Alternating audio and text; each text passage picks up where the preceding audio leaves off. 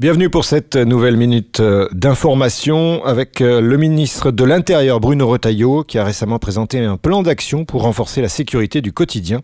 Lors de sa visite à Valence dans la Drôme, ce plan qui repose sur 3 piliers vise à lutter plus efficacement contre la délinquance et la criminalité. Alors tout d'abord, il y a la subsidiarité. L'action doit venir du terrain et non de Paris, chaque département étant différent. Le criblage, identifier les points chauds et les délinquants réguliers, appeler la délinquance d'habitude par le ministre de l'Intérieur pour une action ciblée. Et puis le continuum, assurer une coordination maximale entre les différents services de sécurité. Tout au long de cette annonce, le ministre a insisté sur l'importance de traiter le narcotrafic comparable à une cause nationale comme celle contre l'antiterrorisme et le parquet national dédié, déclare Bruno Retailleau.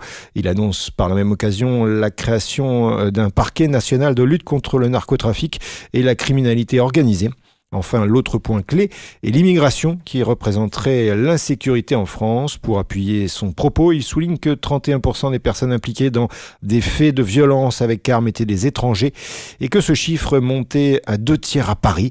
Finalement, ce plan national vise à renforcer la présence de l'État sur le terrain tout en mettant l'accent sur l'adaptation aux spécificités locales et la coordination des acteurs de la sécurité.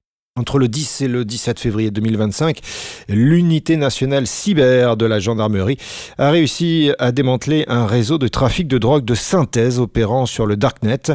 Une opération et des investigations menées au cours de l'année 2024 en coopération avec le groupement de gendarmerie départementale de l'Isère et l'antenne C3N de la section de recherche de Grenoble. 5 individus ont été interpellés et 20,7 kg de drogue d'une valeur estimée à 400 000 € ont été saisis.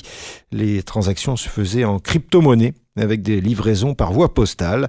L'enquête débutée en juillet 2022 lors d'une cyberpatrouille a révélé un trafic important de MDMA, 3-MMC, LSD, méthamphétamine et cocaïne.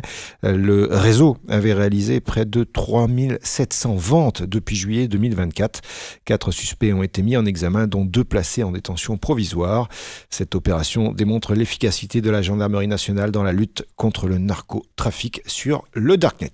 C'est la fin de cette Minute Info. Pour rester à notre contact et au contact des informations, rendez-vous sur nos médias et notamment notre site internet www.news-sécurité.fr.